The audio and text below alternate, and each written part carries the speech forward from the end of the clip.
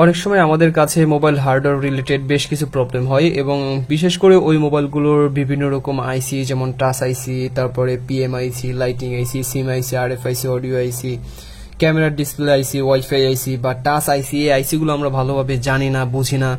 তো বেশ কিছু ক্ষেত্রে আসলে অনেক যারা পুরনো টেকনিশিয়ান আছে বা নতুন যারা কাজ শেখা শুরু করেছে তারা আসলে আইসি আইডেন্টিফাই করে যে এই আইসির পাশে এই পার্টসগুলো থাকবে, লাইটিং আইসির পাশে কয়েল থাকবে বা ডায়োড থাকবে ইত্যাদি। এরকম আসলে নির্দিষ্ট একটি মুখস্থ বিদ্যা আমরা অবলম্বন করি এবং সেই অবলম্বন বিদ্যা দিয়েই আমরা আসলে সামনের দিকে এগিয়ে যাই। কিন্তু আসলে আমাদের বুঝতে হবে, আপনি যদি প্রত্যেকটা আইসির দিকে লক্ষ্য রাখেন তাহলে ওই আইসির উপরে একটি নাম্বার পাবেন, যে কোনো একটি নাম্বার লেখা থাকবে বা কিছু একটা লেখা থাকবে। আজকে আমি আপনাদেরকে শেখাবো যে আসলে এইগুলো দেখে কিভাবে আপনি আইসি আইডেন্টিফাই করতে পারবেন, অর্থাৎ নাম্বারিং দেখে। এর আগেও আমার কাছে বেশ কিছু রিকোয়েস্ট আসছিল যে আমরা কিভাবে যে আইসির নাম্বারিং দেখে আমরা বুঝতে পারবো যে এটার লাইটিং আইসি এটা বা এটার আইসি এটা। সো অ্যাকচুয়ালি আমার মনে হয় না যে ইউটিউব চ্যানেলে এরকম ভিডিও আপনারা পাবেন। আমি আসলে সেই ডিসিশন নিয়ে বা আপনাদের কথা চিন্তা করে আসলে এই ভিডিওটা নিয়ে এই মুহূর্তে উপস্থিত হয়েছে। আশা করি ভিডিও টিউটোরিয়ালটা আপনাদের ভালো লাগবে। সো চলুন আমরা শুরু করি। তো সর্বপ্রথম আমরা যেটা দিয়ে শুরু করব সেটা হচ্ছে আমরা টাচ আইসি দিয়ে শুরু করব। যে অ্যাকচুয়ালি আপনার মাদারবোর্ডের মধ্যে তো অনেক আইসি আমরা দেখতে পাই। আমরা কিভাবে বুঝবো যে মোবাইলটার মধ্যে টাচ আইসি এটা? কারণ অনেক সময় অনেক ক্ষেত্রে দেখা যায় যে মোবাইলে যদি টাচ না কাজ করে তাহলে আমরা টাচ পরিবর্তন করি, কিন্তু সেক্ষেত্রেও আসলে কাজ করে না। তো টাচ আইসি আসলে এর আগেও কিন্তু আমি বন্ধুরা বলে দিয়েছি যে আসলে পাওয়ার আইসির পাশে কি কি থাকবে, আপনারা এইটা হলে বুঝবেন যে এটাই পাওয়ার আইসি।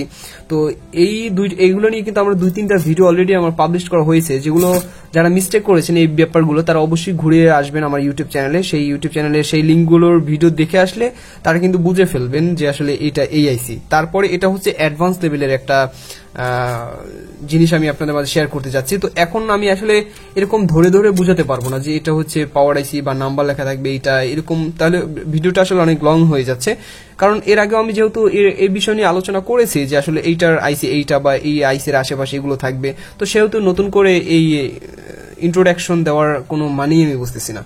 সো তো অবশ্যই আপনারা ওই ভিডিওগুলো দেখে আসবেন। তো আমরা যেটা বলতেছিলাম যে টাচ আইসি, টাচ আইসিতে কি লেখা থাকবে? ওকে, টাচ আইসি যদি দেখেন যে কোন আইসির মধ্যে উপরে লেখা থাকবে VC112T অথবা যদি লেখা থাকে 16A, তাহলে আপনাকে মনে করতে হবে এটাই হচ্ছে টাচ আইসি। ওকে, তো টাচ আইসি এখন কি করবেন? টাচ আইসি দিয়ে আসলে দেখবেন যে যদি কাজ না করে তাহলে অবশ্যই আপনাকে স্টেপ বাই স্টেপ সামনের দিকে এগিয়ে যেতে হবে এবং এই টাচ আইসি তখন আপনাকে যে কোনো কাজ করা লাগতে পারে। তো এরপরে আসি আমরা লাইটিং আইসি, লাইট আইসি। ওকে, আপনারা তো বহুত ভাবে দেখেছেন যে আসলে লাইট আইসি কিরকম থাকে। আমরা জানি লাইট আইসির পাশে কয়েল থাকে, ডায়োড থাকে। যদিও এটা নিয়ে আলোচনা করেছি, এখন আমি শুধু আলোচনা করব যে লাইট আইসির উপরে, অর্থাৎ সেটা 6 পিনের আইসি হোক বা যেরকমই হোক না কেন, সেই আইসির উপরে কি কি লেখা থাকতে পারে। ওকে, তো লাইট আইসি আপনারা বুঝবেন হচ্ছে, কারণ লাইট আইসি আর চার্জিং আইসি অনেক সময় একই কোয়ালিটির হয়, তো সেটা আইডেন্টিফাই করার জন্য লেখা থাকতে পারে R10J16।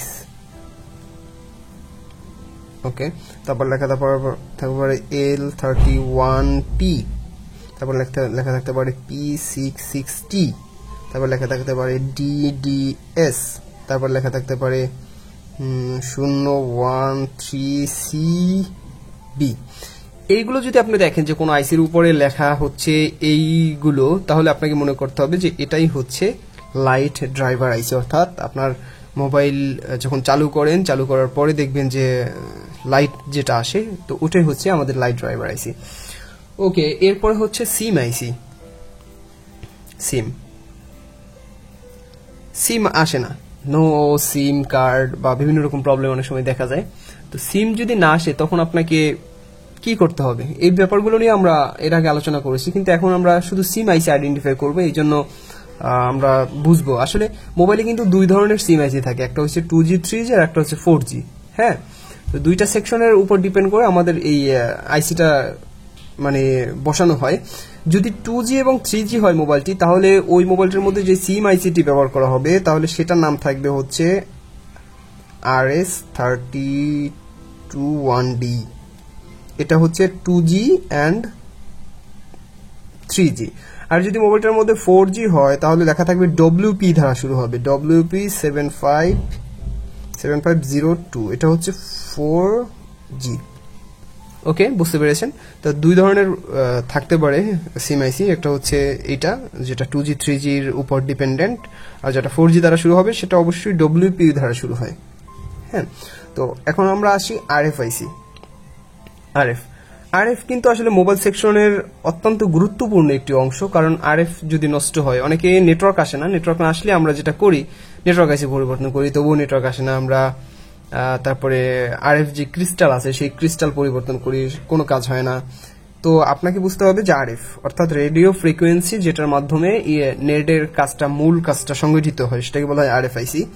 আর এই RFIC বেশিরভাগ ক্ষেত্রেই আসলে মিডিয়াটেকের হয়ে থাকে। তো মিডিয়াটেক যদি হয় তাহলে লেখা থাকবে MT 6166V। যদি এটা লেখা থাকে যে MT 6166V, তাহলে অবশ্যই আপনাকে মনে করতে হবে যে এটা হচ্ছে RFIC। হ্যাঁ, আর কেবলমাত্র এই RFICর উপরে এইটাই লেখা থাকে। হ্যাঁ, এটা কিন্তু পাওয়ার আইসির উপরে লেখা থাকবে না। মনে করেন যে এটা পাওয়ার আইসির উপর লেখা হয়েছে, যদি পাওয়ার আইসির উপর লেখা হয়ে থাকে তাহলে আপনাকে মনে করতে হবে যে এটা পাওয়ার আইসি না, এটাই RFIC, যদি পাওয়ার সেকশনও দেওয়া থাকে। তো এটা হচ্ছে RFIC। ওকে, আর একটা থাকতে পারে জ্যাপটোর, একটা থাকতে পারে জ্যাপটো 3170A, এটা থাকতে পারে। তাই এটা হচ্ছে আমাদের RFIC। এরপরে আমরা আসি অডিও আইসি। আসলে স্বল্প পরিসরে কিন্তু আপনাদের মাঝে আলোচনা করতেছি। আপনারা জানেন যে আমার পেডিক্স একটা বাজারজাত করা হয়েছে। আমরা সামনের মাসে ইনশাল্লাহ এই পেডিক্সের সাথে আমরা এইভাবে করে হার্ডওয়্যারের অ্যাডভান্স লেভেলের কিছু কোর্স অ্যাড করব, যেটা পুরোপুরি হার্ডওয়্যার রিলেটেড থাকবে। প্রায় 30টার মতো ভিডিও থাকবে এবং সবই অ্যাডভান্স লেভেলে থাকবে। এই জন্য অবশ্যই পেডিক্স মেম্বার যারা আছেন তারা অবশ্যই নিরাশ হবেন না, অবশ্যই আপনাদের জন্য ভালো কিছু অপেক্ষা করতেছে, অবশ্যই আমাদের জন্য ওয়েট করবেন। তো এইটার কিন্তু সামথিং লেভেলের একটি পর্ব আমি আপনাদের মাঝে এই মুহূর্তে শেয়ার করতেছি। এটা নিয়ে আমরা পেডিক্সের সাথে বিস্তারিত আলোচনা করব, যাতে একটা মোবাইলের প্রত্যেকটা পার্টস একদম শুরু থেকে শেষ পর্যন্ত তারা দেখলেই যাতে বুঝতে পারে যে এটা এই মোবাইলের এই আইসি। ওকে, তো এখন আমরা আছি অডিও আইসি চেনার মেইন পদ্ধতি হচ্ছে পাশে দুইটি কয়েল থাকতে পারে অথবা বড় রেজিস্টর থাকতে পারে। আর হচ্ছে যাই হোক, ওইটা দিয়ে আমি পরিচয় দিব না, আমরা দেখবো উপরের আইকনের উপর এইরকম একটা থাকতে পারে, অথবা লেখা থাকতে পারে হচ্ছে MT 1607R, এটা লেখা থাকতে পারে। তাহলে এটা আপনাকে মনে করতে হবে যে এটা হচ্ছে অডিও আইসি। ওকে,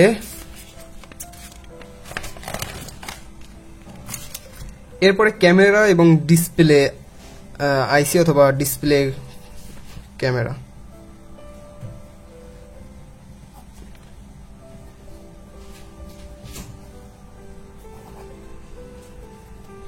লেখা থাকতে পারে TA118M ক্রিস্টাল। ওকে, তারপরে ওয়াইফাই আইসি যদি আপনারা চিনতে চান, কারণ অনেক সময় দেখবেন নেটওয়ার্ক সেকশন অনেকগুলো আইসি, সেই আইসি থেকে যদি আপনি ওয়াইফাই আইসি চিনতে চান তাহলে আপনি কিভাবে চিনবেন? ওয়াইফাই আইসি চেনার ক্ষেত্রে আপনাকে লেখা দেখতে হবে, যদি লেখা দেখেন MT 6627N, অথবা যদি লেখা দেখেন MT 6627A, তাহলে আপনাকে মনে করতে হবে যে এটা হচ্ছে ওয়াইফাই আইসি। আরও বেশ কিছু কিন্তু পদ্ধতি আছে, যদিও আমি স্বল্প পরিসরে আপনাদের মাঝে এই মুহূর্তে আলোচনা করে যাচ্ছি। তো এটা হচ্ছে ওয়াইফাই আইসি, যদি লেখা থাকে এগুলো তাহলে আপনাকে মনে করতে হবে যে এটা হচ্ছে ওয়াইফাই আইসি। আর যদি লেখা দেখেন, এখন চার্জিং আইসি আপনি কিভাবে চিনবেন, চলুন আমরা সে ব্যাপারে আলোচনা করি। চার্জিং আইসি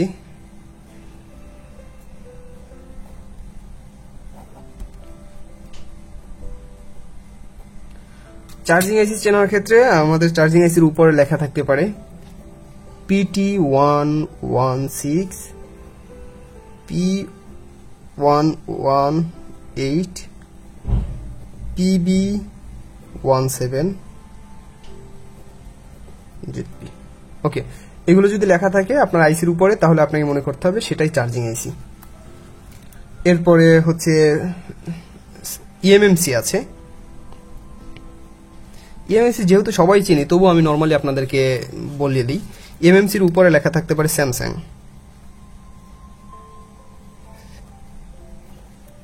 তারপর লেখা থাকতে পারে এসইসি স্যামসাং এর বিপরীতে, এরপর লেখা থাকতে পারে টোসিবা,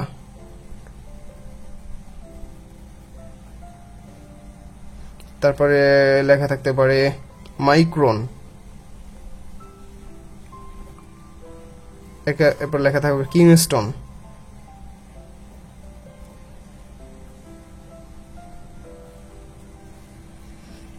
ওকে, লেখা থাকতে পারে এসকে হাইনিক্স ইত্যাদি। এই লেখাগুলো যদি থাকে উপরে তাহলে অবশ্যই আপনি মনে করতে হবে যে এটাই হচ্ছে ইএমএমসি আইসি। এরপরে আসি পাওয়ার আইসি।